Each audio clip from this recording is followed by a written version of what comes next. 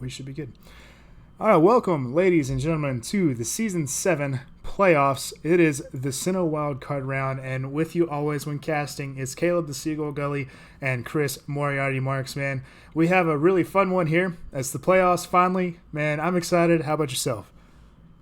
Super excited to finally get back into it, get back into casting some of these games. It's been a couple weeks now, Yeah, so yeah. super exciting to finally be back doing it again. Yeah, and the crazy thing is, week 6, when we did our last cast between these two teams, it was the same matchup. But now, hey, we got the playoffs. So if we were able to script it, this is what we would have done. Obviously, we just do this for fun. It just happens to work out dramatically the way we want it to. But hey, we got Nashville 2-4, the 4th seed in our playoffs, and the 1-5 Charlotte Charizards, the 7th seed, who have gotten very hot as of late. Chris, we have the overall table. If you want to walk us through it all, just to kind of say, hey, this is how our season ended. Yeah, so taking a look at the overall table, we can see that topping the charts was the Toronto Trick Rumors with 12 points, not quite able to get that perfect 13, but able to get that perfect 6-0 max match record with a 12-3 game score and a plus 14 differential. Coming in second, we had the West Texas Wingles, also making it to those double digits with 10 points, match record of 5-1, 11-3 game score, and a plus 22 differential. And then it wouldn't be the top 4 if it wasn't the legacy players. So this season, Jersey City climbing up to third with 7 points, going 3-3 in matches and 8-8 in games, with a -2 differential. Rounding out the top 4 is Nashville with 5 points, 2-4 game score, like you said, and a 6-10 game score, with -6 differential. And then, unfortunately, not able to quite break through this season. We've got all of the NC boys down here, starting with Chapel Hill in 5th, having 4 points in their inaugural season, going 2-4 with a 5-9 game score and a -11 differential. And then tying on points, we had Memphis and Charlotte, with Memphis going into 3 points, 2-4 match record, 6-10 game score, -3 differential. Very impressive there. Yep. And Charlotte with those 3 points, 1-5 match record, 6-11 game score, and a -14 differential. Yep. Looking at our divisions just a little bit closer, we'll look at the Hoenn side because that's over here on my screen first. We have the Toronto Trick Rumors winning that division for the 3rd consecutive season. That's Chris over there with 12 points. And then Jersey City finishing 2nd in that division. Chapel Hill finishing 3rd. And then Memphis in 4th. That was a very close race the whole way through the season. Made me actually really happy to be part of the Sinnoh division because that's the division I'm from. And the West Texas Wingles, like the Toronto Trick Rumors, have won 3 in a row. So we'll get a humble brag in real fast. And then obviously our matchup today, the Nashville Ninetales and the Charlotte Charizards. This was a really close one. Both these teams battled back and forth all season. This was one of those ones week 6 determined who finished where, with Nashville being on that bye, getting those 2 additional points. Just because, you see Zambia there, but they're not part of the season because they dropped out. So it's just one of those things of there. Chris, the commissioner, kind of set that up and had it straightened out for that stuff. But with all that being said, we do have the playoff bracket. We'll run you through what we got. So Chris, without further ado, man, take it away. Yeah, so as we were just discussing, Zambia dropping out for the season meant that if we went with our playoff bracket as it was going to be, one team was going to be kicked out at the end of the season and not allowed to play in the playoffs, and that felt a bit rough. So we made this play-in match that you can see over here far left on the bracket, which was the 4th seed from Hoenn being given an opportunity to play into the playoffs proper versus the lower overall 3 seed, which turned out to be Charlotte, who's actually our overall 7 seed. And those 2 teams met in the play-ins to determine who got to go on to the actual playoffs. And despite Memphis, looking pretty good all season and Charlotte struggling, they managed to pick it up. They did it in a mildly confident fashion. It wasn't, a super dominant series, but, the Reggie Drago and the Arctisol just weren't able to keep up with the Holy Trinity on the day of Gudra, Cinderace, and Klefki, and Charlotte was able to clutch out the series in 4 games to come meet us here in the wildcard round. Yep. And that other matchup you see was the Jersey City Jirachis and Chapel Hill Luchas. That one played a little bit earlier than we were expecting it to, just with how the play and stuff. They actually played the same night. But that was actually a really fun series when they played in the regular season. It was a really close sweep that the Jersey City Jirachis won. But this is the playoffs. Everything changes. If you try to pull the same stuff twice in a row against the same team, it's not going to work. That's exactly what happened. Chapel Hill was prepared for the Kabbalion beat-up strategies, and they showed up with the Rapid Strike Urshifu, who popped off with 7 KOs in that series, and they took that game took that series 3-0 in a very convincing fashion, which makes this really interesting because you see that little white blank there between the Nashville Ninetales and the Charlotte Charizards, and winner of that makes this playoff picture a lot easier to see and also a lot more interesting. Yeah, so taking a look at it with, thinking back to the table we were just looking at, the Nashville Ninetales were the overall 4 seed, the Chapel Hill Haluchas were the overall 5 seed, and the Charlotte Charizards were actually the overall 7th seed. And if you take a look over at the semifinals, you'll see that Toronto Trick Rumors getting first in the season means that they will play the lower overall remaining seed after reseeding, and the West Texas Wingulls will play the higher overall remaining seed. So what that means is that if Nashville wins today, then they will go play the West Texas Wingulls, and Chapel Hill will be forced to go play the Toronto Trick Rumors, and we will keep things divisional all the way through semis. But if the Charlotte Charizards win, then they will go play the Toronto Trick Rumors, and Chapel Hill will get to make the trip to West Texas for their semifinal, and we will cross divisions. Yeah. Makes it interesting when that happens, when you can also have an all-division final from the Hoenn. Now, it would almost be appropriate with how this season played out.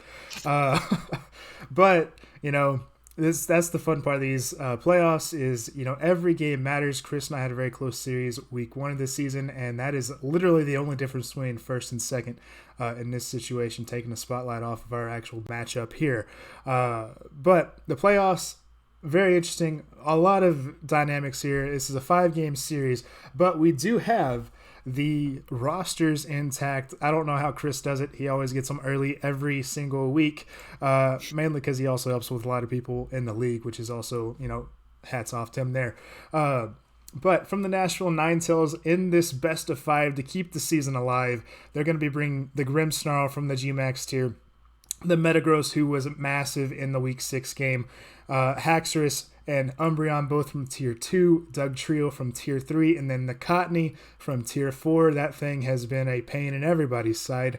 And then from the Charlotte Charizards to continue the run, to continue and take the playoff buff from the Nashville Ninetales, they're bringing the legend, the Thundurus, the G-Max Pokemon Cinderace, Tier 1 Goodra, Tier 2 Reuniclus, Tier 3 the Thwackey, and Tier 4 that ever-present Lunatone. Chris, we talked about it before, man. This is going to be a fun one, but these are really similar teams to our Week 6 game. Yeah, both of these teams looking super familiar if you look back at that Week 6 game, which, I'm sure if you're watching us on YouTube, we'll plug a card up above so you can go take a look. Yeah, but this is almost the exact same 12, and looking at the Charlotte side, that is the exact same 6. Making this graphic was super easy. All I had to do was swap out 2 Pokemon. The Volcarona became a Haxorus, and the Archeops became an Umbreon. So 10 of the same 12 coming into this from just 2 weeks ago, which was the last game that Nashville played, means that I think we're in for a treat. Both of these teams said, hey, that was pretty much what I wanted to do. Let's just a couple tiny tweaks and I'll just play better. Yeah, run it back, said that was the game plan. But you did mention, Nashville, it's been 2.5 weeks since last time they played. So in that time, Charlotte's gotten hot. They're on a 2-game winning streak, and they're looking really good. But in that previous cast, we both talked about leading this Cinderace, getting it in the right position. Honestly, I think that's what Charlotte does here to be able to give themselves a good spot to play this series. They do that. They can punish this Metagross. We don't know how to do it in the Haxorus or Umbreon, but in general, I think that's really good. But you already said it. There's 10 out of 12 of the same Pokemon here. So the thing I'm thinking about is, what is your counterplay? What was your adjustments? What did you do to figure out how to play this matchup better? Did you say, hey, I got the prep right, I just didn't execute right? Or it's like, hey, my execution and prep was perfect, let's run it back because there's nothing you can do about it. That's the dynamic I'm seeing here, and which one is really what wins out is what I'm curious about. Yeah, and I mean, the easy place to start with that is look at the two obvious changes that were made. You know, the Haxorus coming in for the Volcarona. The Volcarona kind of feeling jobless in that first game outside of dealing with the Thwacky, who may or may not have been super important to the strategy, it felt like, for the Charlotte Charizards. Uh, Swapping that for Haxorus, which is just, as best I can guess here, just a direct answer to this Gudra and a solid generic offensive threat for the team. Um, Bringing that in instead of the Volcarona, having something that just says, hey, if he's leaning more heavily into this Gudra, I've got an answer. This is going to Yeah. deal with it. Um, and then this Umbreon coming in for the Archeops is a bit more of the, not really a head scratcher, but it certainly presents different expectations from the Nashville side, right? With the Archeops, you just said, hey, look, I'm going to go fast. I'm going to hit hard. I'm going to threaten this Thundurus and this Cinderace really, really hard, and even this Thwacky. Uh, and now with the Umbreon coming in, it kind of continues the threat on the Thundurus, right? If you get those Defiant procs, if that's what you're trying to play around, is just boosting up this Thundurus, foul play from Umbreon going to cause a lot of problems. It's bulkier, so maybe its plan is to sort of sit in front of that Goodra and help neutralize it that way. And seeing that Trick Room threat come out the last time from Charlotte, maybe the idea is just get it out there early, start snarling, or it could be, that infamous Yawn Umbreon that everybody fears when practicing Yeah, against it. that thing was a So, nightmare in practice when last time we prepped. you But it's good. It's good. That's the thing though.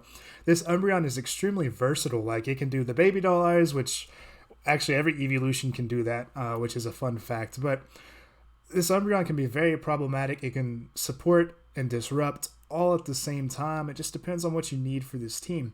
That's the part that I'm kind of looking at here. I'm like, like we see the Cinderace, like, but there's Charm Cottony is a really popular thing. So how do you play around that? Like, yes, you have Thundurus. We also saw Cotton Spore from Cottony dropping those speeds 2 stages was really impactful last time they played. So there's these supportive Pokemon that Nashville has that I think's something you kind of got to watch out for. The difference, though, Charlotte having a lot more damage with what we see. It looks like 4 different damage carriers here, and then not Nashville with the Metagross Haxorus looking like the predominant damage in this series is the part that makes this. Is there enough damage from Nashville if Charlotte's able to get the damage onto those carries? well, and that sort of thing is when you look at this on paper, it's very much 3.5 supports really to play around the Haxorus and the Metagross with, and those two have got to do all the heavy lifting. Whereas when you look at the Charlotte side, there's really 4.5 solid damage threats. Because you have to respect what this Thwacky's been able to do. We saw that it absolutely went crazy in one series. It's picked up KOs every time it's been brought. So it does respectable. It gets a wide array of moves. It really is Baby Rillaboom, and that's horrifying. Eviolite is ridiculous on some of these Pokemon. Cottony living things that it shouldn't. It seems like Thwacky keeping the offensive pressure while also being insane to get off the field is also another thing that makes it difficult to deal with. But we talked about this before the cast. The KOs or the knockouts were pretty spread out evenly from Charlotte. That's accredited towards those variety of damage, if you will. Whereas on the Nashville side, while they did win that series 2-1, all of that came from the setup weakness policy Metagross getting an 8 KOs. How big of a deal is that? If Cinderace chunks the Metagross or deals with the Metagross, does Nashville have enough in the tank to get the damage on the board to? I mean, you got screens and stuff, Grimmsnarl, but is that enough? Yeah, that's kind of the question we've got to ask, and it's going to be determined by how these Pokemon are trained realistically, because you've got to harken back to what we saw all season, and it was that Haxorus seemed like a good idea, and it just never got to sink its teeth in. It never got to do anything, and that was one of the big struggling points for Nashville throughout the regular season, was that some of the pieces just weren't able to get enough momentum and do the things that they needed to do to pick up the KOs to win the games. And Haxorus was one of the Pokemon being plagued by exactly that. So now that the team has settled in, now that he can maybe get it behind screens with this Grimmsnarl and, perhaps put it next to the Metagross so that there's a more, alluring threat for your opponent to have to hit or deal with. Yeah. Can the Haxorus actually get things done? Because if it can't, and Metagross is dealt with being the very obvious threat that's most likely to come here, do you have enough in the tank? Can Umbreon put everything to sleep and do enough damage? Can Grimmsnarl whittle things down enough? Can you get speed control? Does Dugtrio actually come out and try and do some damage for once? We've seen it on the Toronto team. It's almost been exclusively an offensive threat. And so now looking at the Cantonian, the stats aren't that different. It's even a little bit faster. Does it try and do some offense, and can it? Is the other question. I think it can. It's just, is it going to be utilized that way? We've seen it almost consistently all season, ally switching, bulldozing, and then fainting. In a really simplistic viewpoint, that's kind of what we've been looking at. Not that it's done its job. I just think its job here is it has to be some supplemental damage as well. Like we know it can get Rock Slide. We know it can get like moves like Night Slash, I think, is one of the moves it can get as an egg move. It's a really weird one, but that can deal with this Reuniclus and Lunatone and be wildly unexpected, and also hit them on probably their weaker defensive stats. I know Reuniclus can be a very big special defense Pokemon, as well as dish out a lot of offense and its special attack stats. But kind of transitioning from the Ninetales here and looking at the Charlotte side, is we see the Thunders, we see the Cinderace. We both know that they're very, very fast Pokemon. But this bottom four that we touched on, when we we're just kind of discussing our notes and stuff, was this Goodra, Reuniclus, Thwackey, and Lunatone. Like, that can also be a really good Trick Room set. And we saw Charlotte go for it in their previous series. The thing is that in their advantage to go? Is it better to stay faster? Because without Cottony here doing the Cotton Spore stuff, I honestly think that they have speed advantage, I think, both directions if they wanted it. This Nashville is smack dab in the middle on the speed tiers by the looks of it. Yeah. That's one of the things that you've got to be concerned about if you are this Nashville side. Is it doesn't really matter what you try and do to control the speed. Your opponent's going to have the ability to just nope it. Yeah. They can say, oh, look, you're slower than me and you're taking these hits. We'll just play around that. We'll go to this Trick Room mode. We'll make you faster. You've got to hit me first on some of these things, and now I'm dishing back. Maybe it's like weakness policy Goodra again. Yeah. Or they can just say, all right, hey, look, you're trying to go too fast with your speed controller. Slow me down, and I'm just going to take advantage of that and go Trick Room. And if you don't do that, well, then they're just going to go first. They're going to hit you hard, and you're going to have to be able to take those hits, which, seems to be the game plan here. When you look at how these teams are built, you've got the Umbreon, you've got the Grimmsnarl, you've got the Cottony. It looks like Nashville wants to be going second, taking these hits and doing more damage than they're taking. Mm-hmm. And Charlotte's just content to say, all right, I'm going to go first, and I'm going to do more damage than you can slow down. Yeah, that's the big deal. Although, like, that fits Charlotte's kind of play style. They like to play hyper offensive if they can. Go big or go home, essentially. And that's what the playoffs are all about. Play to your style. Find what works, know what works, and then, execute.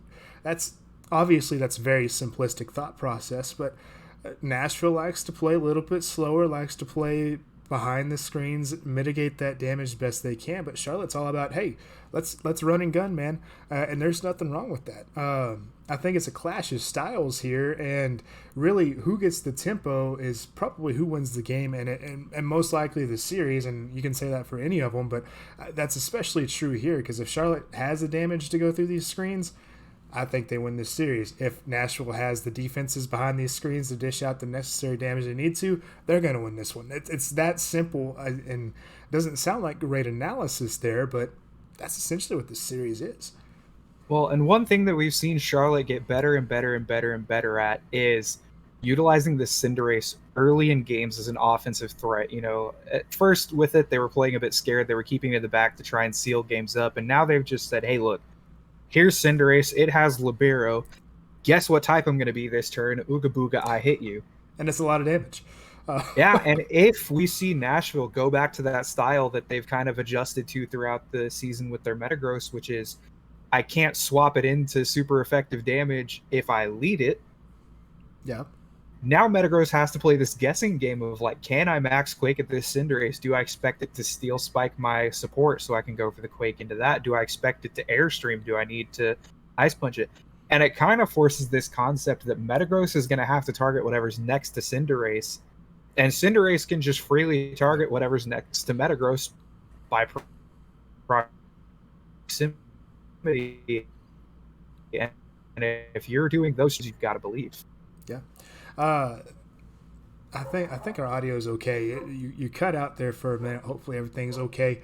It looks like the stream's catching back up, which is good. But that's the thing, is this Metagross has been the main damage threat for this Ninetales team, and that's not going to be any different here.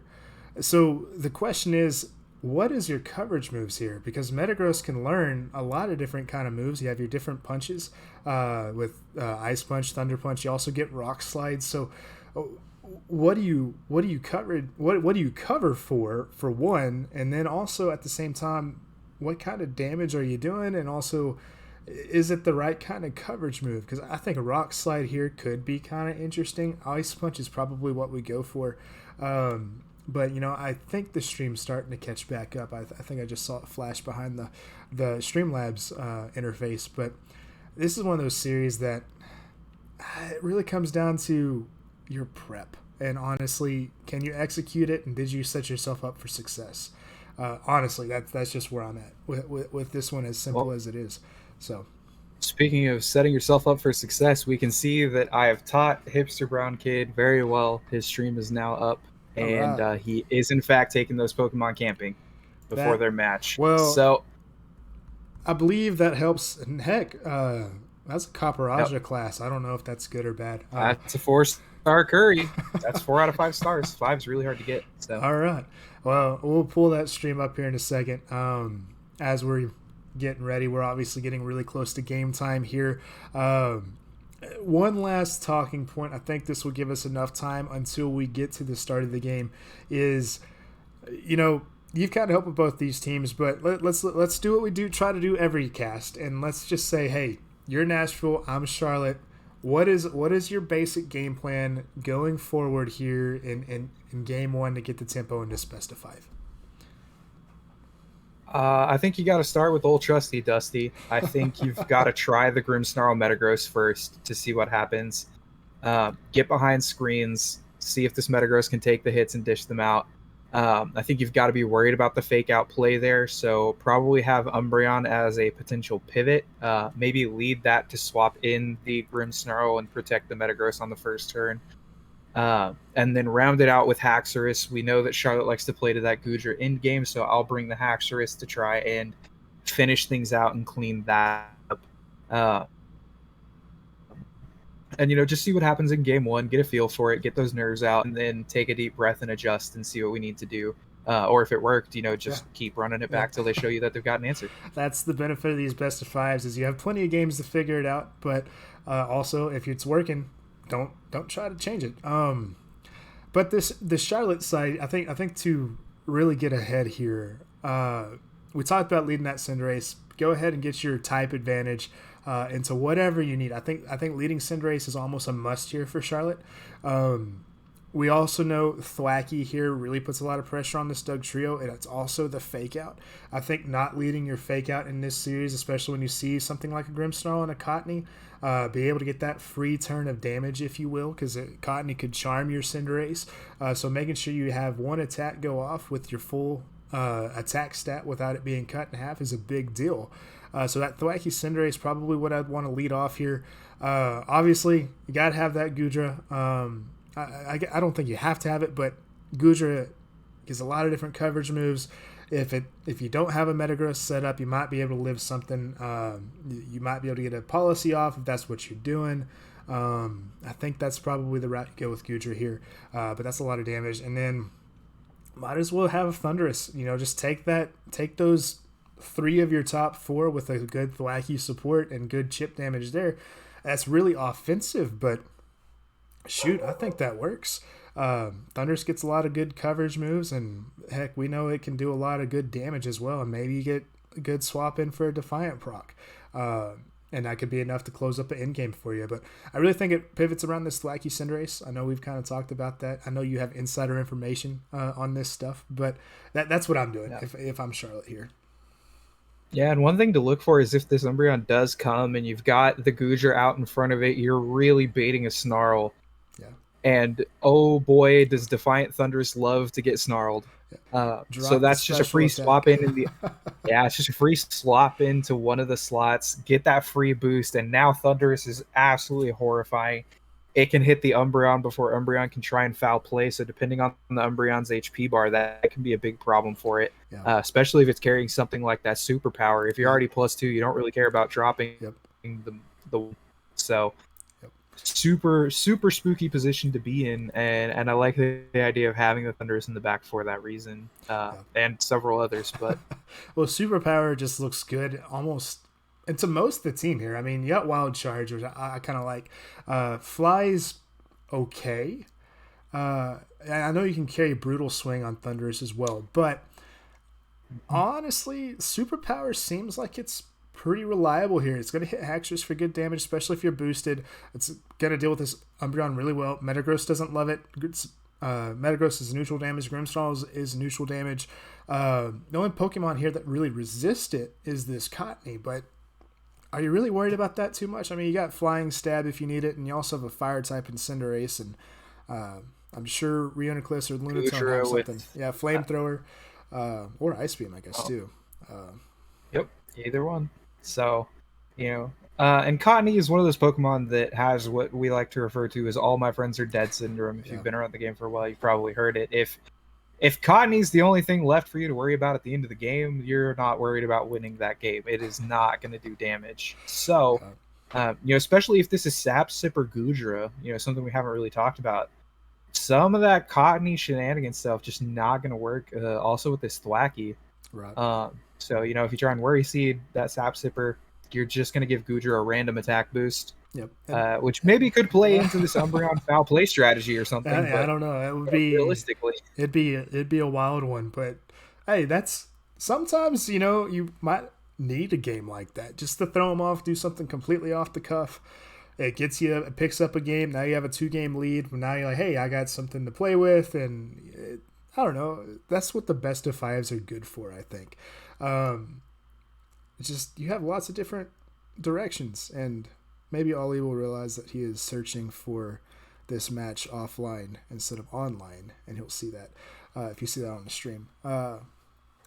Telling him right now. So, yeah, as we've talked about this match for almost 30 minutes now, about 15 more minutes longer than we were expecting it. But as always, this always comes out during this part as we're kind of waiting for this match to start. Thanks to Ali. Now connected to the thanks to Ali for allowing us to use the stream again, for doing these casts. You check him out on Hipster Brown Kid if you're catching this on our W&W Pokemon Draft League channel. If you're catching this live on Twitch, that's where he's at. If you want to hear the perspective of both these guys, potentially talking back and forth in this series, I got a feeling they're going to be thinking quite a bit, pretty heavily.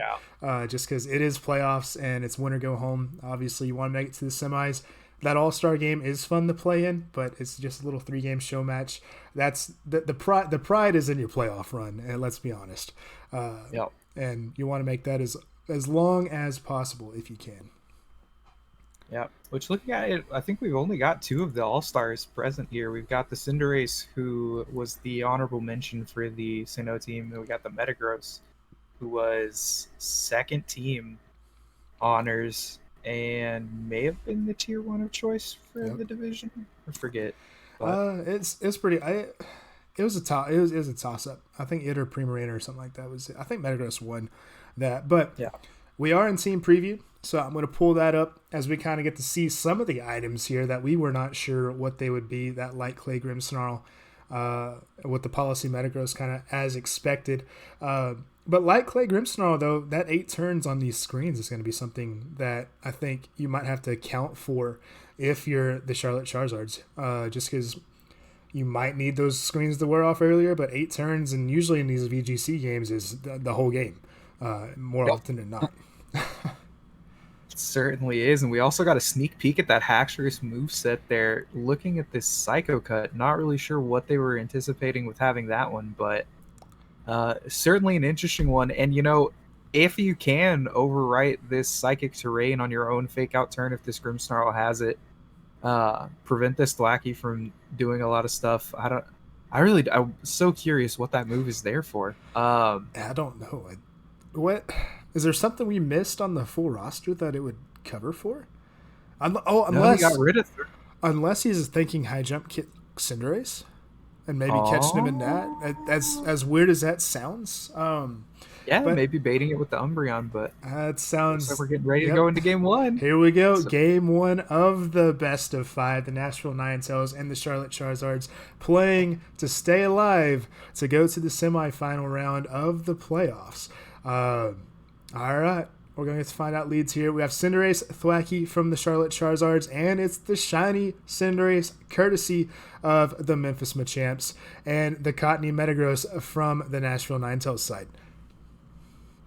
Yeah, so one exactly as predicted. The other one slightly off. We don't see the Grimmsnarl. Instead, it's the Cottony looking to try and maybe whittle down this Cinderace defensively early. But, exactly what we talked about being the issue here is that Thwackey can just fake that out and Cinderace can just kill it.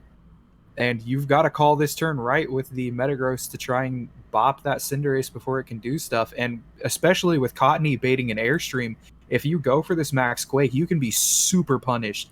And Absolutely. Here comes the Dynamax. It's got to be the Cinderace. It's the shiny Cinderace making its debut after all. Maybe that's the trick to the playoff run here. But touching on the immunity, if it goes bounce here, is something that I think you have to worry about for Nashville and why we might be seeing them scout with this Protect, just to see what kind of coverage moves we're going to see here from the Cinderace. But we do see Thwackey using Fake Out on Cottony, get a little bit of decent chip. And Cinderace using the Max Airstream most likely into the Cottony. So that is going to be useful information for Nashville to keep track of as this series plays out. As it picks up Cottony, that is enough damage, Eviolite or not. Yeah, and now you got to be worried about this Thwackey being faster than this Metagross. It could get double whacked here if this Thwackey's carrying something like a high horsepower, which I'm not sure it gets, but I do know that it gets knockoff.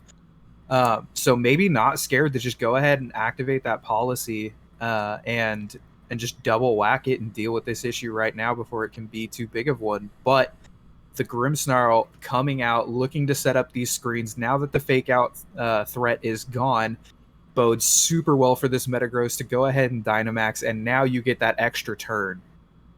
Yeah, you have the Dynamax advantage with Metagross. Like I said, having that extra turn, which is kind of big, but this Cinderace already picking up 1 KO, might have some tempo advantage here. Thwackey at +1 speed, which might get it to outspeed maybe a Metagross if it's like min speed or something like that. So some tiering to watch for. Grassy Glides, even from Thwackey, are good damage, as we see the Dynamax from the Metagross. Yeah, and if I'm Charlotte here, this is probably just going to be a Grassy Glide and a Steel Spike into this Grimmsnarl to just try and cut through it. But with Reflect, hard to know if that's going to be enough, and this Metagross is just going to get a free turn. So, yeah, bit of a tricky spot for Charlotte to be in. Yeah, honestly, though, Thwackey using this Grassy Glide, it's going to do a respectable amount of damage here into Grimmsnarl. Grimmsnarl using Reflect, so learning how the priority of +3 Grassy Glide going in front of the Prankster here. But Cinderace turning into a Steel type with this Max Steel Spike into the Grimmsnarl as we wait for the animation to play. Will it be enough to reflect? It is. Grimmsnarl goes down. That's 2 for the Shiny Bunny in Game 1. Yeah, Cinderace already looking a bit out of control, and you've only got 1 Pokemon left to bring in here, so you're now stuck in this position, and Charlotte gets to swap around and play their little mind games and do whatever they need to. This looks super good for them, but the Max Hailstorm coming out into this Thwackey, gonna do some huge damage, but not actually gonna pick it up, leaving it at about a 3rd HP. Without that policy activator on this Metagross, this Thwackey with Eviolite is going to be able to take that hit, which is good information to know moving forward here. But Grassy Terrain healing that Hail Chip, so we get a little bit of extra animations for basically a net gain of nothing here. But the tempo advantage definitely in the Charlotte Charizard's side, as I'm a little tongue-tied here as Haxorus hits the field. Yeah, and it looked like no protect on this Haxorus. You've got to kind of be worried that you don't have a way to stall at this last turn, and Charlotte has shown that they will just straight up ignore this Metagross and leave it to be the last problem to deal with, because if you got 4 people hitting it, you don't really care about policy anymore. That's true. 4 people hitting a Metagross is okay with me. You can set it off, but as long as you have speed control, I think that's all that matters here. Because you can throw, I mean, it feels bad to throw Pokemon away that way, but if it's like, hey, that's a quarter of the HP bar, that's half of the HP bar for one of my full HP bars, I got 4 of those and you got 1, that's worth it. But Thwackey using Grassy Glide does a little bit of damage into Haxorus, but here comes the Cinderace Steel Spiked for another defense boost to get the +2. That's going to take Haxorus down to a little bit above a quarter, or about a quarter HP, if not less than that. But Cinderace at +2 is scary. Yeah, this Cinderace managing to get 1 speed boost, 2 defense boost, just securing that it's going to go first, and it's going to take these physical attacks pretty well, and dodging that Rock Slide. Super big. Cinderace putting on a show so far, but Steel Spike into Thwackey will be enough to pick it up, as Haxorus was able to get a little bit of chip damage with that Rock Slide. But +1 defense for Metagross and Haxorus, but this Cinderace in the driver's seat as it's going to come out of Dynamax with basically a full HP bar. That is the exact situation you want to see if you're Charlotte here. Yeah, and it looks like because of how Life Orb works, if this Haxorus lands another attack, that hail damage so it will live after the Grassy Terrain healing, but it's going to do 18 damage from this Life Orb, and the hail chip going before Grassy Terrain healing means that it will die next turn if it lands an attack from the hail. And the Goodra is now coming out, so threatening with dual offensive typing here, most likely from Charlotte. Tricky position for the Nashville Ninetales to play out of here. Yeah, Goodra here, but Goodra getting a lot of coverage moves. If it's fast enough, it might be able to take the hit from a Haxorus here, which would return fire and probably pick it up, which now leaves Metagross against the world with 1 more turn of max. You have to think this is going to either be a Steel Spike or a Quake. It's just, how are you going to play around this Cinderace? You know it has bounce, so you have to be worried about whiffing a turn here if you're Nashville, because you need this last turn of Dynamax if you want to pull this one back. Yeah, the good thing about Cinderace bouncing here is even if you waste your last opportunity to get a boost, you're guaranteed to be slower than it, so when it comes down, you can throw the Ice Punch. But just going for that Iron Head, picking up that Haxorus to start the turn, not letting it hit this Goodra, fantastic. Yep. Muddy Water doing a little bit of chip damage into Metagross. Metagross using Max Quake into the Cinderace with +2 defense. That is enough. Cinderace taking a Max Quake. That's not something you say very often, but +2 defense, the difference there. Yeah, and now Metagross with no Dynamax, 2 threats on the field, living the hail chip, getting that Grassy Terrain healing. Metagross can protect this next turn just to scout what's going to happen, but it's just going to delay the inevitable. You got 3 people getting ready to slap this Metagross. You don't care about that weakness policy anymore, most likely. And even if you do, you can just keep chipping away at it. A super well-played game so far from the Charlotte Charizards, and you got to imagine they're going to be able to finish it out. You would hope so. It would be quite the throw, if you will, if they somehow come out of this position. But we know +2 Cinderace or +2 Metagross can do a lot of damage. So if it does happen to take one of these shots and able to live both these damage turns here, it could be enough. But Power Ball into Metagross is going to do a sizable amount of damage that will activate the policy. So Metagross is set up, but will it survive the Goodra? Is the other part. Is it too late? Yeah. Because here comes the Flamethrower, and that will be enough to pick up Metagross. So game 1 going to Charlotte. Well played with a +3 differential for game 1. Yeah, and this is what we were talking about with that Thwackey Cinderace opener is there's just not a good job for Metagross to do there at the beginning. We saw that Hailstorm without the policy boost doesn't actually even KO that Thwackey. And Cinderace just gets to sit there and do free, boatloads of damage. And on top of that, boosted stats, which we saw came in huge there at the end of the game. Those 2 steel spikes, meaning that it can take a max quake without protecting, which is absolutely huge, especially for the mind games going forward of just, hey, do I bounce here to dodge your turn knowing that you're going to hit me later? Or do I just take that hit? Or do I protect? And then you've got to hit me with one when you're small again. Uh, just masterfully played from Charlotte in that first game, well rehearsed. Yeah. What Really do you good do for game one. Nashville? You got to get that Umbreon in the game and see if you can start wrecking havoc with it. Cottony doesn't live that max airstream, which is a big deal. But honestly, this Umbreon, it could be problematic. We'll have to see what it does. Foul play could be something to worry about.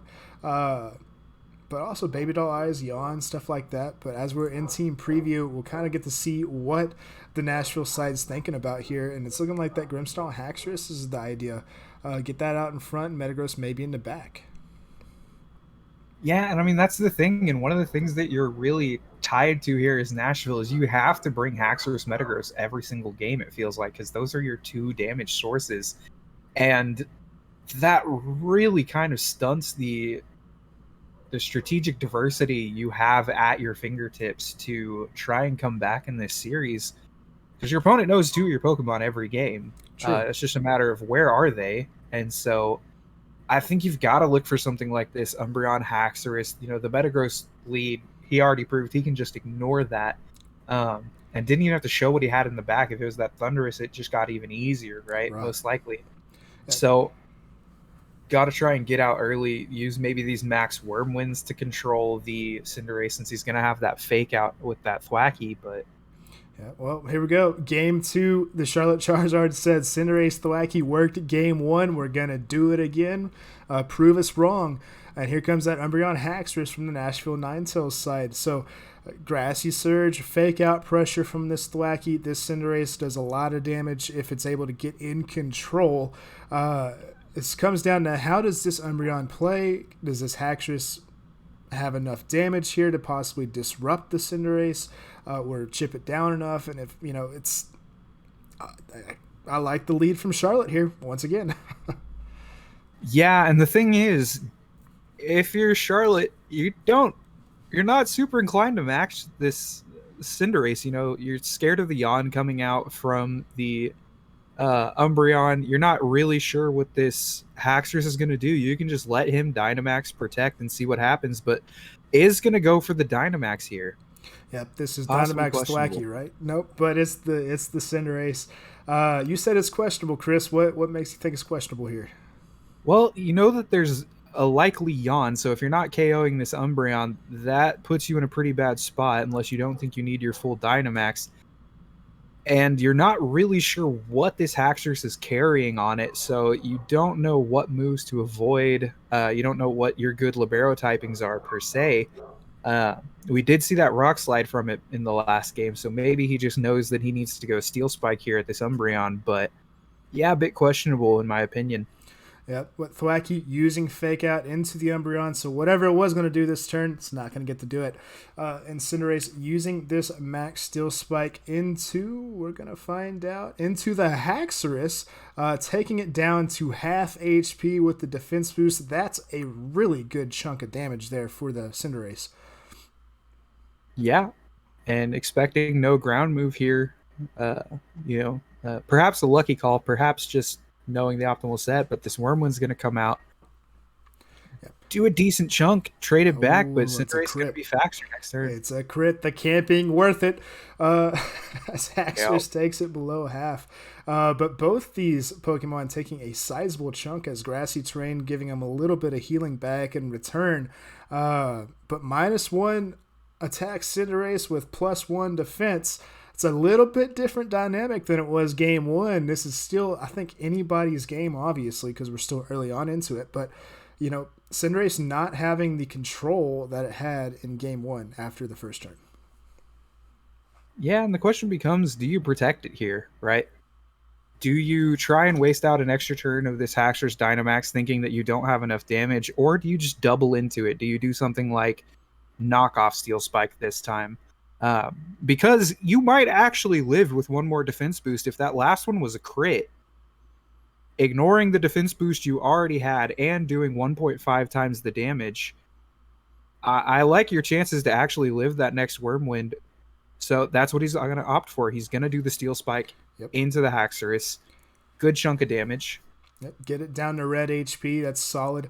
+2 defense being probably the more important part of this. With Thwackey using knockoff on the Haxorus, it's going to barely live, but loses the life orb, so it should live this turn. With max Wormwind coming in Thwackey, taking it to just slightly above half, but -2 attack for both the Thwackey and the Cinderace here, with the Umbreon so far unpressured, using Yawn into the Cinderace with 2 turns of Dynamax being used.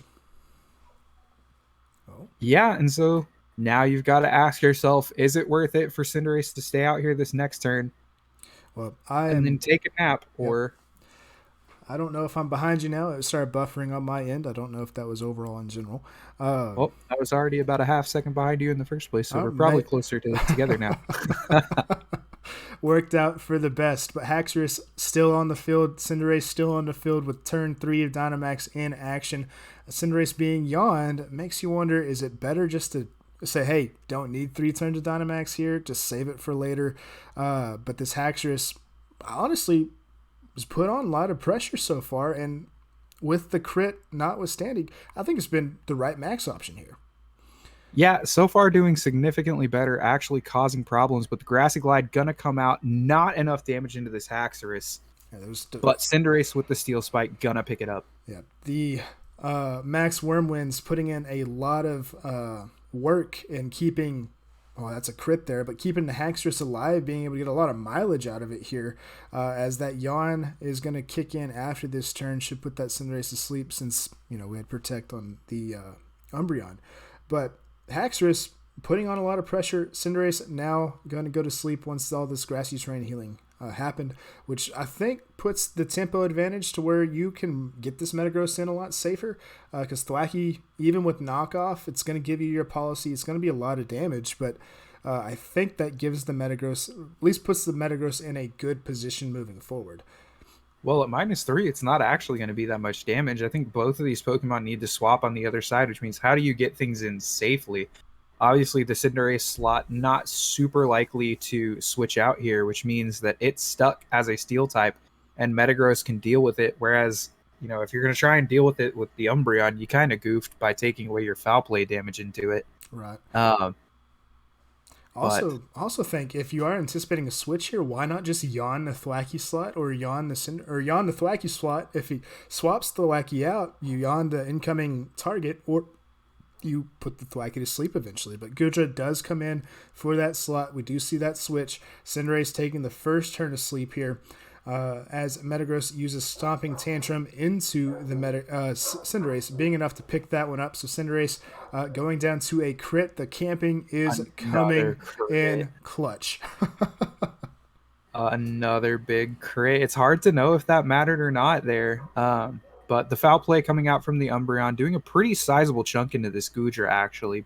But the Grassy Terrain healing it back up just that tiny little bit. And now game state has evened itself out. Both teams down a big carry. Thwackey coming back in to pressure with that fake out now, though. Yeah, and also that Thwackey being reset, not -3 anymore, or -2 or 3 anymore. So that knockoff damage could be significantly higher in the Metagross, so something you have to be very careful for. Also, if you just eat a flamethrower with a fake out, that's also something you have to worry about if you're Metagross too, which is why Protect here makes the most sense. Keep it protected, deal with the fake out, actually double protect, so no one taking any damage this turn. Just take that Grassy Terrain healing. Yep. Just top any damage off on the HP bars. Don't get faked out. Don't take any unnecessary damage. And scout for that Muddy Water actually being the attack of choice there, trying to go perhaps for the accuracy hacks against the Metagross to make the end game a bit cleaner. But Gudra also taking the opportunity to heal back up a little bit, and Grassy Terrain now gone with Thwackey on the field means no more priority Grassy Glides. So well-timed from Nashville on their side. You got to think how you're going to get that Grassy Terrain back if you're the Charlotte Charizards, just because I think Thwackey with priority obviously makes it to where you don't have to worry about the speed tiering that it's in, and you're just able to pressure with that +3 grassy glide. Obviously, fake out and resetting, that's really big here. I think having that terrain in your advantage is obviously very key here, as well as the healing. But we do see Thwacky coming out to maybe reset that terrain later, and now the Thunderous coming into that slot. So Metagross also coming out in favor of this Grimmsnarl. Yeah, weird switch on the Nashville side. Not sure why we didn't just go for an attack there, but Goodra coming out with the Dragon Pulse into this Umbreon. Not going to do a whole lot of damage. Yep. And there's the yawn. The game begins. You're going to have to cycle these slots, and now that you're down to 3, Nashville knows what's coming in every single time. So, fantastic position, and this is why you've got to respect Umbreon and deal with it early. Umbreon's a nightmare, man. Also, it can get behind these screens, which is the other thing that's really impactful here. Screens plus Umbreon using Yawn, putting your Pokemon to sleep where they can't act. Even though you have Metagross in the back, kind of slow playing it this way is not a bad thing, but Goodra being swapped out in favor of Thwacky, resetting that fake out and resetting that grassy terrain, which will help everybody out healing wise except for this Thunderous, just due to it being part flying type.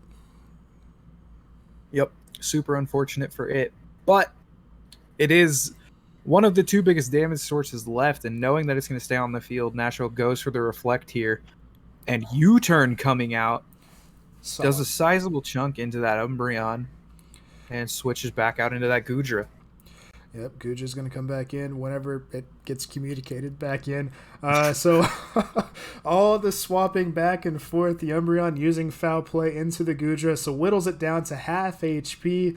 This is going to be a slow in-game by the looks of it, so lots of theorizing that we can probably do with everything moving forward, as Umbreon is foul playing and doing some good damage and healing up with grassy terrain leftovers, which while you want the grassy terrain with Thwacky, giving that Umbreon that additional healing, I don't think feels all that great, honestly. Yeah, I think you've got to knock off sooner than later to deal with that. And now the question is, who do you even fake out here? Yeah, I kind of want to fake out both. Yeah, it's do you stop the yawn spam or do you stop whatever Grimmsnarl's about to do, because you've only seen it use one move so far. Yep. Here comes fake out. So Umbreon shenanigans are the higher priority, but Thunder Wave coming out into the Thwacky, that might bring some PTSD back from a earlier series in the season. But Goodra using Muddy Water, Umbreon actually both missed. Both having the extra moves. The camping coming in clutch, as I've said, I think about 100 times so far. Yeah, Thunder Wave connecting, double dodging Muddy Water. Charlotte's got to be getting some PTSD back to the regular season, where some bad luck cost them multiple games, possibly multiple series. And this is going to be a good test of the mental, of the nerves. Can you keep your composure and just realize there's nothing you can do about that and just keep trying to push the best buttons you can in the scenario? Yeah. But only having one playoff win under their belt ever, it's going to be a good test. The light screen coming out from this Grimmsnarl, there's the now first making one. It stronger. Parahacks. There's the first one. And the Dragapult coming into the Umbreon, doing a little bit of help damage there, but Umbreon using Foul Play, going to keep chipping down this Goodra as the terrain comes up, but the screens putting in a lot of mileage so far and limiting the amount of chip this Nashville side has taken. And also, you got to think, they have the Metagross in the back. There's also a Thunderous in the back in this situation, but both, especially Nashville, says, hey, I don't need the damage here. I can just whittle you down because I'm going to outlive the damage here, especially with grassy terrain leftovers healing on Umbreon. Grimmsnarl hasn't been touched at all, which is something that, it's not been massively problematic, but, dealing with the Thunder Waves could be a problem. But Grassy Glide doing a little bit of damage. Grimmsnarl missed on the Muddy Water, and this Muddy Water going to actually connect on to the Umbreon. Maybe we see an accuracy drop. No, we do not. Yep, never lucky, they like to say, but Brick Break coming into the Goodra, doing a solid chunk. Now with the Foul Play, going to be enough to take this Goodra out. And this is one of those things that we talked about in, the preview to this game, was Game 1 showed us, hey, when Charlotte gets out front and gets to do all their damage and keep tempo, that works. But what Nashville Nashville wants to do is just bulk up, sit down, whittle you down, win the war of attrition, and stall it out and win the game. And that is exactly what we're seeing. And I think it's so cool that games 1 and 2 have highlighted how both teams want to play, so that the rest of it is just seeing who can actually take control of the series and enforce their style of play. They're the exact opposite, almost. Yep. So that's why it's so good. That's what we like about it. Grassy Glide coming out once more into Umbreon, doing a little bit more chip. There's the U-turn into the Umbreon. Will it be enough to pick it up? It is not at 1 HP. The invisible focus sash. This Umbreon has gotten so many turns in this just game 2 alone. Yep. And no more swaps means that yawn is permanent. And this Umbreon's just going to heal it back up. It can protect this next turn and get itself to where it can probably force the necessity of being doubled once again. Yeah. Especially because you can't rely on this Grassy Glide to connect every time. Stall it out, get that yawn through, and fantastic slow controlled gameplay from Nashville here in game 2. Looks like it's going to seal the deal with that Metagross being in the back.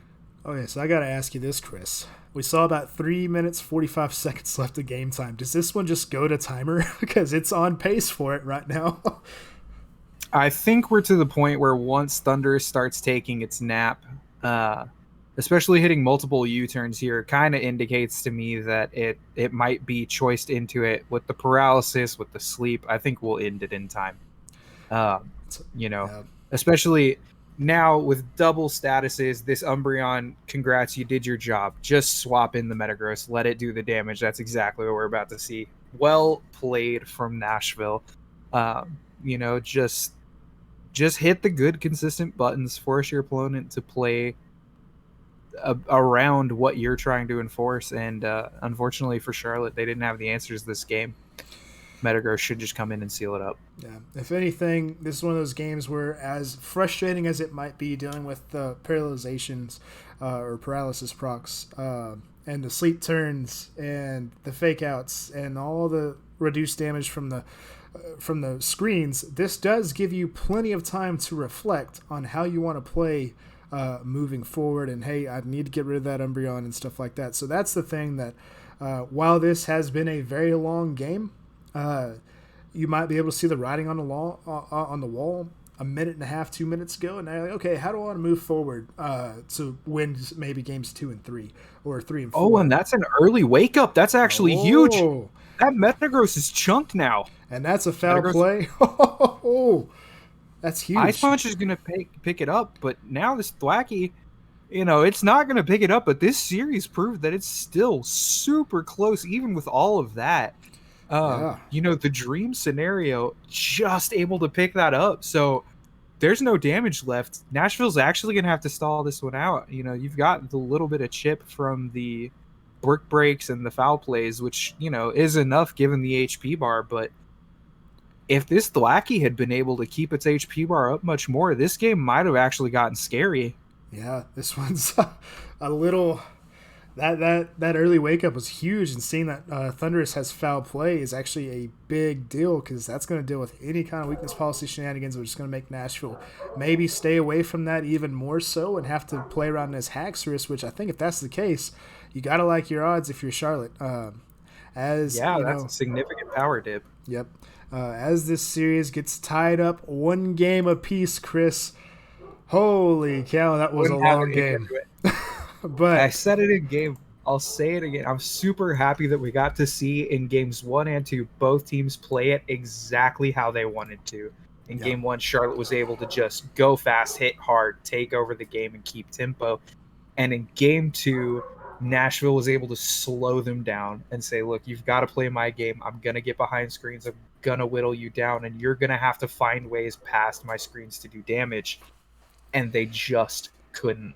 Yeah. And this Umbreon's a problem. You're going to have to deal with it. Nashville's finally brought it to the table and said, hey, look, I do know how to use this. Well, we've seen this thing in practice many times, with actually seeing it hit the field is the scary part, because Nashville knows, and they know how to execute with it, as we saw in that game 2.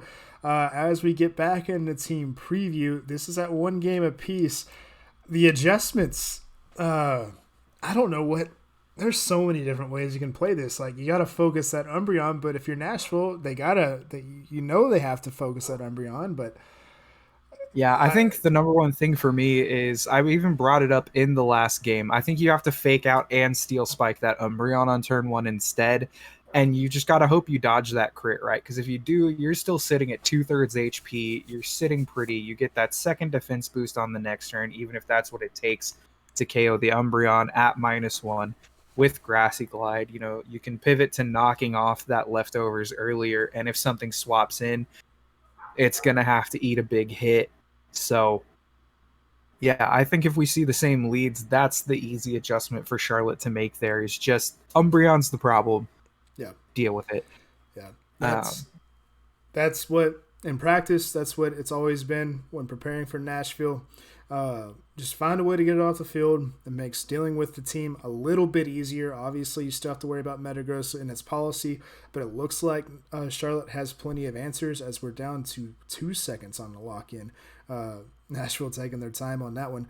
But game 3, getting ready. What are the adjustments? We've seen both teams take the tempo advantage. Who gets to keep the tempo going into game 3 to take that pivotal 2-1 lead? And looking forward to clinching the series, putting it into elimination mode. But Cinderace, Goodra from the Charlotte Charizards, so changing up their lead after how game 2 went. And the Metagross Grimmsnarl from the Nashville Ninetales.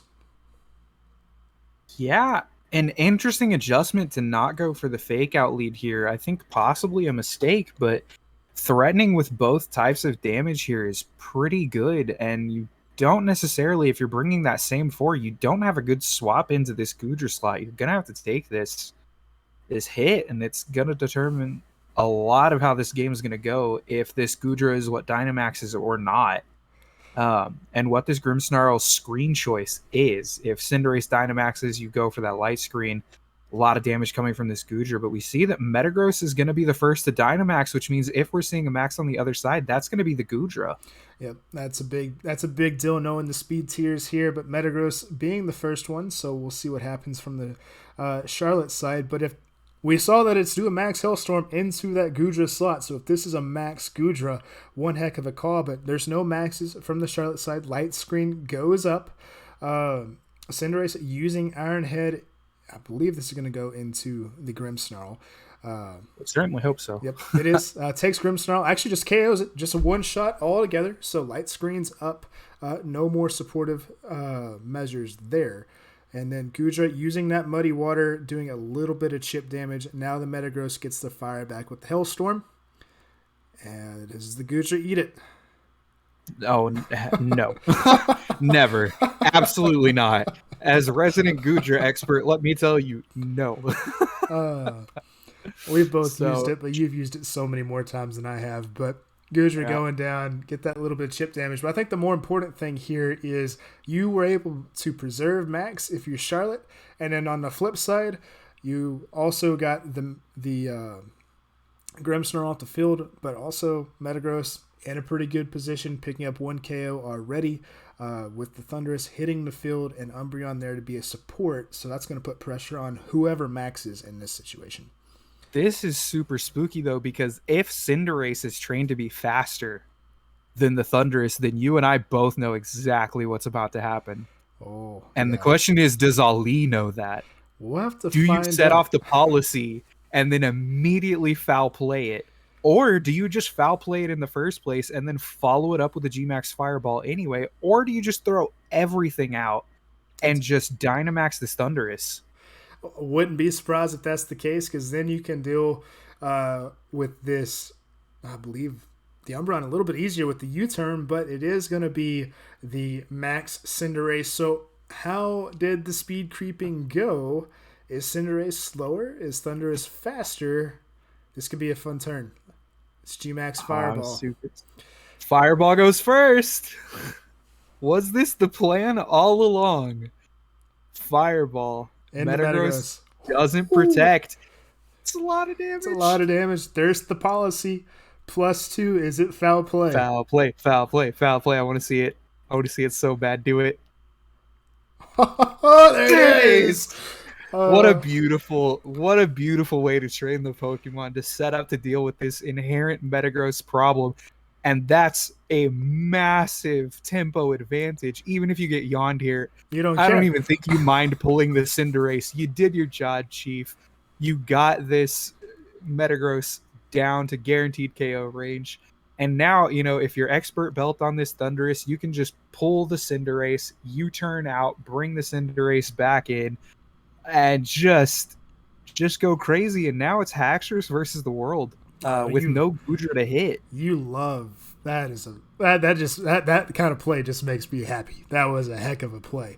But That just Cinderace, tells me that they did yeah. the research, and I love that. Well, Oh, not out of the woods yet, but I think you're in a much better position. Charlotte having the tempo says, hey, one turn of Dynamax, all we need. Cinderace comes out, reset the yawn, don't have to worry about sleep. Thwacky back in, grassy terrain, fake out, back on the table, grassy glide chip. That's all good things if you're Charlotte here. yep. Fantastic play. Just needing the one turn, and there's that U-turn that we talked about. You can just bring this Cinderace back in. Oh, Great. beautiful stuff. Beautiful stuff. Great game 3 game plan and adjustment from Charlotte here as Cinderace does come back in with pretty good health bar. Now, how much damage will it take from this rock slide from the Hax? None. If it gets hit, None. none. Oh, that's beautiful. You love that. You can take your Pokemon camping all you want, but when you got Nerves of Steel, that doesn't matter as much. Yep. Foul play coming out. Ooh, it may Doesn't not matter. KO the Cinderace, but the Hail might. Oh, he hangs on. That's got to be 3 or less HP. Well, I'm waiting for it to finish buffering on my end, but that's a very, very, as it's paused, I'm seeing that is a very, very, very small health That bar. had to be guaranteedly 5 or less HP, I'll call it, but Fair enough. probably 3 or less. That was insane play coming out from Charlotte. What a way to come back in game 3 after taking what was a very obnoxious loss in game 2, in probably the saddest fashion imaginable. But you're going to see fake out here. You're probably going to see a Pyro Ball into this Umbreon, just whittle it down. Maybe the knockoff instead of the fake out, honestly, but is the stream working fantastic. on your end? Do I need to refresh for our stuff? I think. Oh, yeah. I will check. It is currently loading on my end. As far as I can tell, stream for us is working, but don't know. Yeah, it looks like our stream is working, but the video is frozen, quite possibly. Yeah, it's giving me the good old loading circle. I'm gonna just see if I can just. Yeah, well, I will do the play-by-play while you do that. Cinderace protected on the turn. Gonna go down to this Hail. No, it lives on 1 HP again. Oh my gosh. Yeah, so a whole lot of nothing happened on that turn. Umbreon's super low from a grassy glide, and that's about all that happened. All right, we reloaded everything, and it looks like we're going to be fine again. Apologize for that. As we see, Umbreon getting the leftovers heal from 55 or 67 HP to 79. Is that it? Were we about in the same spot now? Cinderace still hanging on for dear life. All right. Unfortunate that happened, but this has been a thriller of a game. Yup. Cinderace going with that Iron Head, probably going to be into this Umbreon. Oh no, it's into the Haxorus. Huge chunk, takes it down to 48 HP and goes out on its own terms. You love it.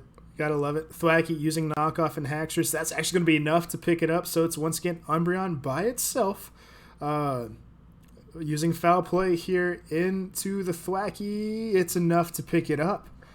Now, I believe Thundurus is still alive. Yep. Okay. 1v1 of the year. No more Hail. Grassy terrain healing. Leftovers healing. 90 HP. How much more can we get? 91 goes to 103. Does Thundurus do enough? I'm going to assume this is Wild Charge or Fly. Probably Wild Charge so that he can't miss, but maybe scared of taking the recoil damage. What about U-turn? Is U-turn even a thought? Is that even enough damage? It's super effective, but it's low damage. Yeah. threshold. So I think you're more likely to just go for your stab here, but Umbreon's just going to protect, get a little bit more of that healing through, and try and set itself up. But red with a fly. Yep. There we go. So we're going to get the Umbreon healing for 2 turns, or just 1 turn, I guess.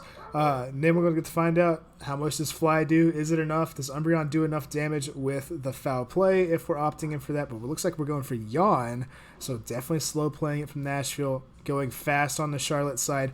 That's going to take it down to 43 HP. Yawn being used. That's going to make this an interesting endgame now. Yeah, are you choiced? If you are, that fly is not going to do it for you. You're going to go to sleep. So possibly a risky play there, but now this Umbreon's super low, super likely to just protect on this next turn. And are you going to be able to take these foul plays, or is Umbreon just enough? Oh my goodness. It's just the contrasting styles here. The practice? Is this the practice Umbreon come to the field? And so we know it's not choice. So we get to protect. So Thundurus will be going to sleep with the leftovers heal from Umbreon. But now, do you live the first foul play and then how many turns of sleep? That is literally that's the difference in this game right now, is how many turns of sleep. I think you definitely live 1 foul play here. I don't think there's a way to get your attack stat that high, but do you get the 1 turn sleep? They could have been playing with some fire there and done a snarl to guarantee it, but that would have been a little silly. But here we go. 1 turn sleep or bust. Yeah. What is it? 1 turn sleep or bust. And he takes a nap. Umbreon's going to pick up the series. Not the series, but the game. Well, if it was a regular season, and that would have been the series, that would have been one of our better ones. But it's playoffs, best of 5. Whew. Nashville dropping game 1, but coming back with 2 in a row. That Umbreon being the difference. Yeah, it begs the question of, with that last turn with Cinderace, why'd you go for Haxorus? Why wasn't it just KO that Umbreon, hit it with that Pyro Ball, or even just the Iron Head? Maybe you flinch it there. Possibly a pretty big misplay. We've now seen it twice. The problem is Umbreon, you have to get it off the field. Yep. And, as beautiful as the 1 turn Dynamax was, maybe you were better off taking a nap there and just throwing another max move at that Umbreon while you were yawned. Yeah, these are the types of adjustments that you got to be thinking about. Well, you have to get it right if you're Charlotte, because 2 games to 1, winner of, if Nashville wins, that's game. That's series. If Charlotte wins, we get to go to Game 5, and honestly, I'm hoping for a Game 5 just because this has been a great series. Both teams have played extremely well. As we're looking at this team preview with a minute left, what's the adjustment? Is it actually the Dugtrio Metagross? I think it is, but that seems really wrong to me. This is playing silly with your lead, right? We've seen that foul play. We know that he knows about this, and if you just get fake outed and your Dugtrio dies, you're in a pretty sticky spot, and you wasted a bring for pretty much no reason, and you don't have a great swap into that. Well, so you also got to think, you're up 2 games to 1. I think if you're Nashville, you win this game. Obviously, you win the series. If this goes to 5, I think Charlotte wins this. So you have to end the series here if you're Nashville, just because of how things have played. I think granted, they've played very well. The Umbreon's been very disruptive, but if Charlotte has a game plan for that, they answer it. They get to Game 5 here, then I think Charlotte just will execute a very similar game plan for Game 5 and take the series. But we go back to the games 1 and 2 leads with this thwacky Cinderace up against this Dugtrio Metagross, which, if you're Charlotte, you love this situation. If you're Nashville, got to figure out how to get out of it. Yeah, I mean, it's got to be a ally switch this turn to Chunk Thwacky, which doesn't feel like a great trade to have going on. Yep, and that's just going to be the play. It's just going to be ally switch, max the Metagross and Chunk the Thwacky, or try and make a read on the Cinderace typing, but that's always going to be risky. You can just if you don't know Alice, which is there. It's been there all season, but here we go. Dynamax Cinderace I would be shocked if it's Thwacky. It's happened in the season, so got to be mindful of it. But Cinderace maxing here, if this is balance and it's accounting for ally switch, which would be a heck of a play in itself without even seeing it, dodging that Airstream would be, or Max Quake would be huge. It's just what happens here is, or if it's fake out. I think fake out happens for ally switch. Pretty sure. Yep. I believe so as well. So ally switch is one of the few moves I'm not the most well versed in, I guess, just because it's just. Yep. Hate it too much. Yep. Oh no. It's buffering again. What is happening? Oh, I will give you the play-by-play. In the meantime, Metagross goes big to match the Cinderace. Oh, we got it. Well, the Thwacky does fake out the Doug Trio, so we've solved that particular riddle. No ally switch. And it's the Airstream, which means this might just be a completely dead turn from Nashville if they did lock into that Max Quake, because there goes your Doug Trio. Doug Trio is gone. There's the... Well, we'll see Max Quake in a second. Either way, Max Quake into Thwacky or Cinderace. Cinderace is a whiff. But that Airstream picking up that one-stage speed boost for Thwacky is good. Metagross whiffing on the Max Quake. This feels like Game 1 all over again, but this time there's no Umbreon. And if you bring the Umbreon in, you know exactly what's about to happen. We saw it in Game 1. Charlotte just has to avoid attacking your Dynamax Metagross. It doesn't do enough damage, especially if you're going to waste turns going for incorrect Max Quakes. You can't get caught doing that. And that's something that it seemed like they were aware of prior to this game, but now it's just a big old question mark, and you can go for this yawn, but I don't know if you're going to live to get to do it. Yeah, especially if you double in with Thwacky, Cinderace. I mean, G-Max, even if you go for G-Max Powerball here, that's a lot of damage. Yep. If you go... Yep, just Steel Spike or Fireball. Too. Both really good damage here. It's going to have the stab boosted. But here we go. Thwacky using Grassy Glide into the Umbreon, takes it down to 2/3 HP, roughly. G-Max Fireball from the Cinderace. This looking like it's going to go into the... Better be the Umbreon. Umbreon. I'm gonna be mad if it's not. It goes Good night, Umbreon. Umbreon's gone. He learned. Yep. You know, you've got to call it out from Nashville. Why did you change? Why did you do this? It looks so wrong. We know this doesn't KO unless it's a crit. And it's into the Cinderace, who just became a fire type. It does nothing. The guessing games are real if you're on the Nashville side, trying to figure out what move to use on Metagross, which we were talking about before this game even started playing. But this is one of those situations where Charlotte's in control. And when they're in control, this is going to end relatively quickly. And also, how many times have we ever played a series in the Draft League historically and said, ignore the Metagross, that's your win condition? This is the first time I've ever seen it and it actually be successful.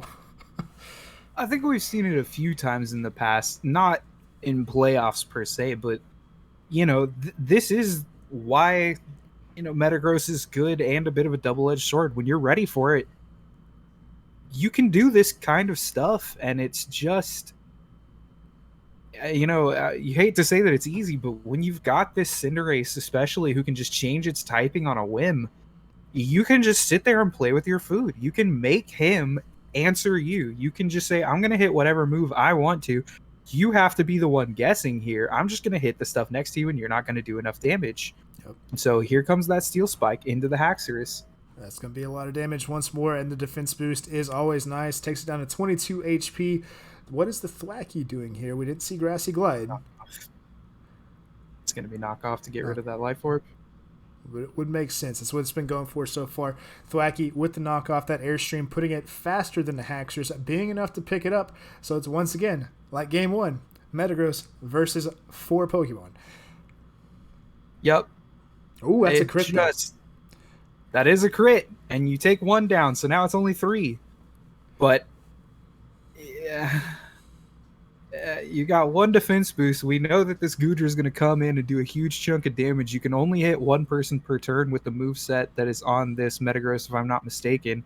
And if you do have that Rock Slide, Cinderace will just switch to a Steel type and happily take that trade of chip damage. So, yeah, rough spot here for Nashville, and just... again, super well played, and we know how this one goes. Yep. If this Pyro Ball hits, that's a dead Metagross. Yep. And even if it doesn't, I think turn 2, You have two. Yep. It's 2-on-1. You don't have any spread moves here. So in the event, I think this one's going to be going to Game 5, which I think benefits Charlotte just because they look like they have identified the problem with the Umbreon. The Umbreon. But we do see the Powerball misses and foul play. In some Metagross. That's going to be a policy. That wasn't nearly as much damage. The next one will be, but who does he target is the real question. Yeah. You're kind of hoping he went for your Cinderace here. Yep, Stomping Tantrum in the Cinderace is enough to pick it up, even though it was +2 in defense, offset obviously by that weakness policy. But this is the best case scenario if you're Nashville, and possibly the worst case scenario if you're Charlotte. But you also know foul play here KOs Metagross, and you are faster. Unless something crazy happens. So. Also faster with this Goodra, who has a guaranteed hit, and he can only target one of you.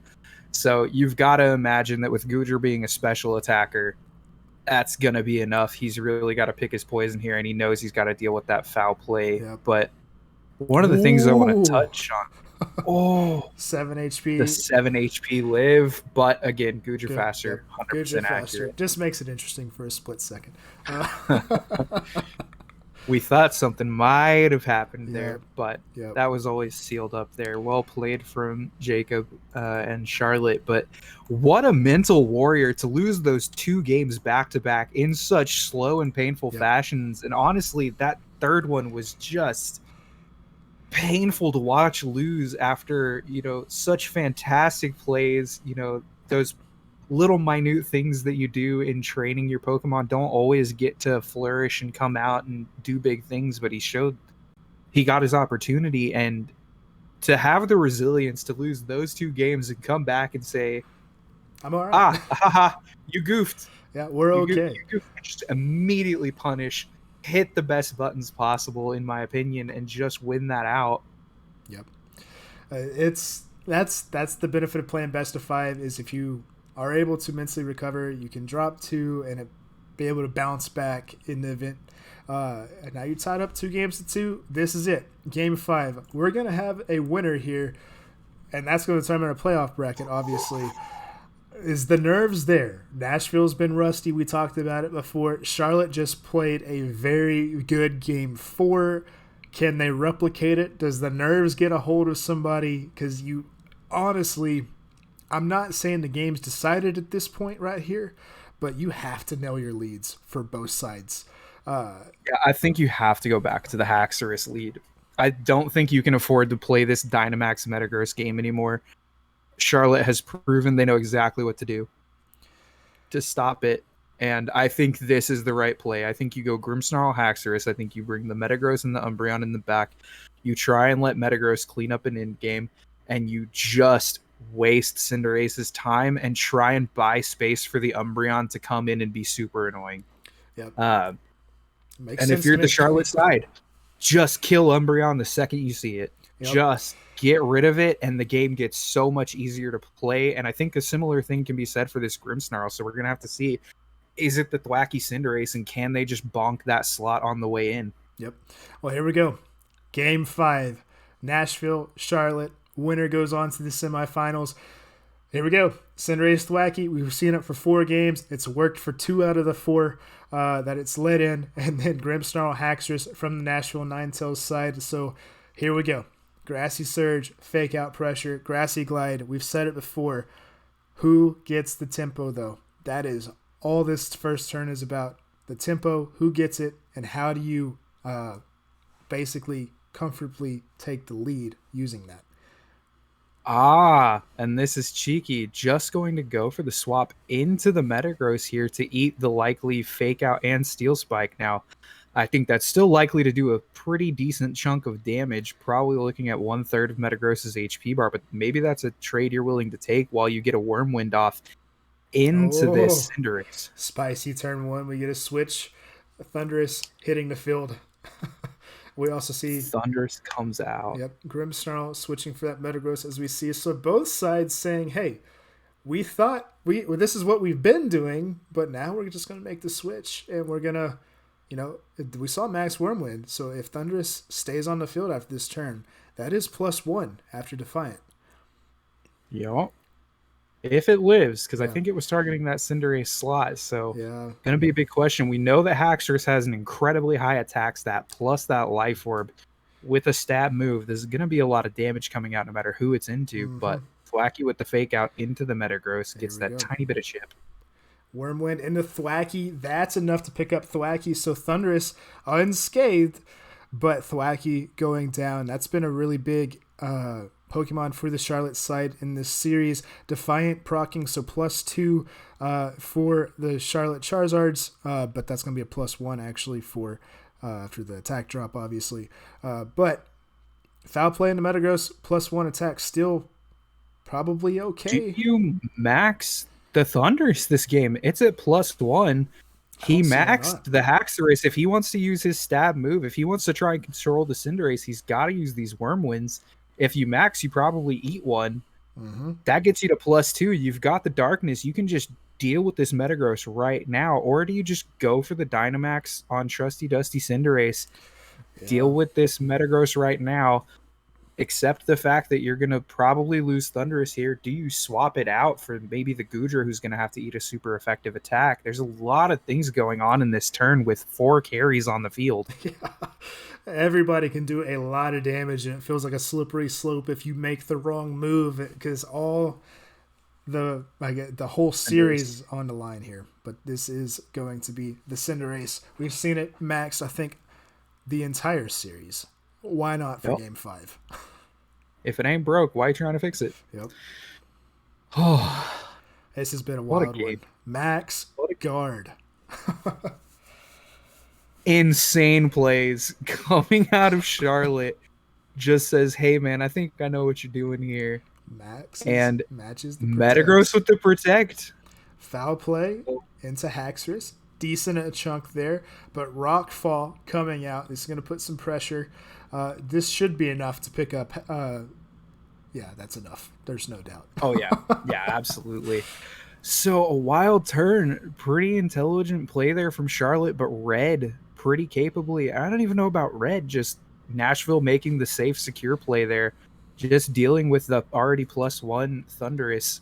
Yep. Maybe would have liked to see a swap there from Charlotte's side, bring in the Goodra while baiting, not Max Wormwind. But yeah, tricky situation overall. And now we've got this sand chip affecting everybody not named Metagross. Well, it's 2v4 from here on out. Obviously, both carries from the Nashville side on the field at the same time. But here's the thing. You still have a Umbreon in the back, and you still have a Grimmsnarl in the back. I know those are your supports, but we saw them stall out for a long time in Game 2. So even if you lose both your carries here, I don't think that's in the world if you're Nashville. You can play towards maybe a timer-based game if that feels like it's necessary, but there's a lot of damage here, and targeting has to be correct here. As we see Max Steel Spike from Cinderace going into, I'm assuming, the Haxorus slot this time around. That will take it down to 90 HP. Is that defense boost going to be enough for the Goodra, though? I don't think it is with this stab, with that Life Orb, with everything we know. The bulk on Goodra being mainly special, and it didn't seem to be trained purely defensively. Yep, that's going to be enough. That's enough. Cinderace losing that attack, it's going to be one versus everybody, and that turn 1 paying off such huge dividends here for Nashville. Yep. A really, really good turn 1 from Nashville there. But like I said, we said those leads and how that turn 1 goes effectively would determine this series, I think. But obviously both sides calling audibles there and saying, hey, no, this is the right direction here or there. And I think Nashville made a really good play there, and I think that's why they're in a really good position to win this series. Yeah, absolutely commanding position, but we've seen Cinderace do crazy things before, and you're out of Dynamax and he's not. Yep. So it's a question of what can you really do here to this -1 Cinderace. The last time we saw this series, it was still picking things up after being charmed, so we know it's going to put out a lot of pressure. The Fireball coming out takes that into the Metagross. Yep. Metagross is gone. Now, how does it take this stomping tantrum from... Oh, no, never mind. Dragonclaw. I misread the move. Dragonclaw from Haxorus. Haxorus still up. Now, what does the Sandstorm chip do? Will that be enough to pick up Haxorus? No, 7 HP left. But Yeah. Umbreon is in the back. Grimmsnarl in the back. Both of which I don't think you really want to see if you're Cinderace here. Yeah, I think it's just Grimmsnarl, get the Reflect up. It's already at -1. It can't fix that. Then the Umbreon can come in. It can Yawn. It can Foul Play. It can Snarl. It can do whatever it needs to get the damage done. And I think this series ought to be just about dusted. Yeah. As unfortunate as that is for Charlotte, there's just not a good way through with only this Cinderace unless you get massive crits. But the Iron Head coming out after the Libero type change does take out the Haxorus, so they will not take any more damage here other than the Life Orb chip. So a little bit of chip damage on Grimmsnarl. Grassy Terrain healing going to offset that, but Cinderace getting a little bit of HP back, whereas Grimmsnarl is back where it was. But Grassy Terrain gone, but it's Grimmsnarl Umbreon against this Cinderace. I think you're going to need some crits, and you're going to need a little bit of luck. Well, and if you go Steel Spike and this Grimmsnarl lives, we've seen its only attacking move is Brick Break. So that's something you've got to consider from the Charlotte side is, can you afford to go that way? This Yawn is all but guaranteed. Yeah, so Iron Head looking for the flinch. Yep. Brick Break going to come out. That's going to be enough actually to take out the Cinderace. So Nashville proving me wrong. I said that Charlotte would pick this one up if it goes to 5 games. But based on how they played Game 4, you can't blame me, I don't think. But congratulations on Nashville picking that up, taking the series 3 games to 2. That was a really, really good best of 5. As we're back on the team sheets one here, Chris. Wow. There was a lot of different layers. That was a lot. That was good. That's a long series. That Game 5 was just, both players really trying to go Galaxy Brain, and it really worked out for Nashville. Such an intelligent switch to just bring in that Metagross. The play that we've seen over and over is that, we'll just, it's a Grimmsnarl. I've got to fake out Steel Spike it. Metagross was going to be super ready to eat that. And, it's hard to say what Charlotte was thinking the play was going to be there, but super anticipatory of that Wormwind coming out. Trying to get that +1 on the Thundurus, I think, was realistically the move. Maybe not expecting Thwackey to go down there, or just really not ready for that switch. And then the Foul Play with no policy, as high as Metagross's attack stat is, and as much as that's super effective, just never going to be enough pre-activation. Right. And beautifully played from Nashville in Game 5. Yep. And a well-played series from both. Yep. All around. Both played a really good series. Interesting. We didn't see much Cottony after Game 1. We saw Doug Trio for a game. We never saw Lunatone or Rheonaclus for this series. But honestly, I think I'm okay with that. I think Thundurus, Cinderace, Goodra, Thwackey was the right 4 for every game. It's just getting them in the right position for all of them. Obviously, we saw from the Nashville side that Grimmsnarl, Metagross, Haxorus, Umbreon was the most problematic 4 to use, and that's who ended the series. Obviously, we knew Metagross and Haxorus were going to be the 2 on every team. It's just, what did the supports do? Once Nashville saw that Umbreon was the right support, that it showed up after, I think from games 2 through 5, it was on the field every single game. And when it got to do Umbreon things, Nashville won the series. Obviously, not as big of a deal in Game 5, but obviously, if that Brick Break doesn't K Cinderace, it just locks that up even further. Exactly. Umbreon, really, really big problem. As I'm going to take a peek at this playoff bracket. This is not updated, obviously, but in that white blank spot, that is now the Nashville Ninetales. The Charlotte Charizards will play the Jersey City Jirachis in our All-Star match. That'll be fun. We got one from the Hoenn division, one from the Sinnoh division, representing All-Star ballots that we had, But what's interesting, though, moving forward, is we have Chapel Hill. They're going to play Toronto, and Nashville play West Texas. So this is going to be an interesting semifinal. We do have a new team in the top 4, being the Chapel Hill Luchas, that we're both excited to see be there. Chris gets to take them on, obviously. But Nashville looking really good after that game. They know how the Umbreon works. That's going to be a problem for me to deal with moving forward. Charlotte played really good too, though. Like Charlotte picked up 2 wins at the end of the season. Nothing against them there. Yeah, and nothing to scoff at in this series. That was just, you know, a wild game 5, and honestly, game 2 really could have gone your way if a couple things had just been a little more fortunate for you. So those really nothing to hang your head over. As much as we've been saying that all season. Yeah, it's just been a little unlucky in a few spots, and that's what game 2 really looked like in that situation. But camping diff. That's why you play 5 games though, and it took all 5. So really good series. Congrats to Nashville. I'm looking forward to playing them. Chris, I know you're looking forward to playing Chapel Hill. No, I'm looking forward to it. That's definitely who I wanted to play. But any final thoughts? I know we're about 1 hour and 40 minutes into this so far, so trying to, what a game. Yeah. Just what a game. What a treat. Go watch that again. That was great. Yeah, I'm gonna do it. I definitely will, and we might have to touch up a few spots where the audio and stuff wasn't working exactly right. But overall, great series. Congrats to Nashville, like I already said. We got the Final 4. I think this upcoming weekend we'll have the semifinals, something like that. Mr. Commissioner, is that pretty close, I guess? As soon as teams are ready, definitely going to be within, a week of today. So, but anyways, well, thank y'all for watching. We'll get this posted up on the YouTube channel. You can check us out at the W&W Pokemon Draft League. And thanks for watching, and we will see y'all on the next one as this Season 7 is getting closer to crowning a champion. Just who will it be? There's only 4. We'll see you next time. See you.